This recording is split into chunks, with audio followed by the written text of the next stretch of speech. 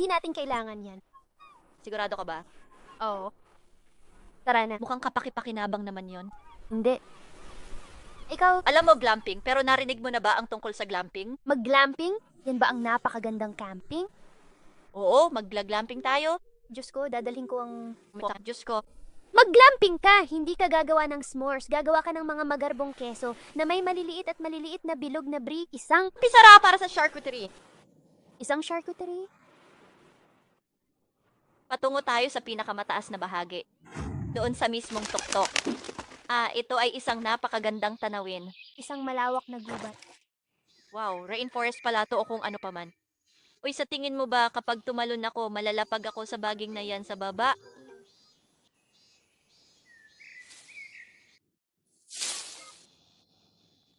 Kamangha-mangha ito ako! Ito ay ginawa. Na natin, Ang astig na nga nun. salamat kaya mo yan. Gawin mo. Ikaw ay aming matalik na kaibigan. Isang hayop, hindi...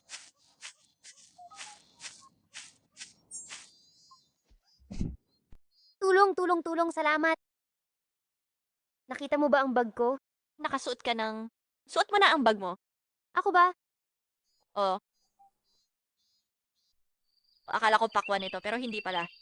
Ito ay isang palumpong. Oh. May mga kabute. May kabuti sa palumpong. Marumi. Kapag kinain mo iyan, bibigyan kita ng 20 dolyar kung hindi ka mamamatay. Aray. Teka, may lason ako sa palumpong. Teka, huwag kang mamatay. Masama iyon. Pinakain mo sa akin yan. I-click ang buksan ng Scout Manual sa pahina 35 kung paano magudyok ng pagsusuka. Ako, Wala nito. Iniwan ko ito. Uupo ako sa dalampasigan. nako hindi. Teka, namatay ka na ba? Hindi. Biro lang. Hindi. Sinaunang estatwa. Ilalagay ko ang mukha ko doon sa mga kamay niya. Parang sinasakal niya ako. Ano ang makukuha natin ng libre? Oras. Gawa. Parang sinasakal niya ako. Parang may iba. Sa tingin ko pwede tayong dumaan dito. Nasubukan na ba natin ang ganitong paraan dati? Sa tingin ko hindi namin ginawa. Maniwala ka, pumunta ka rito.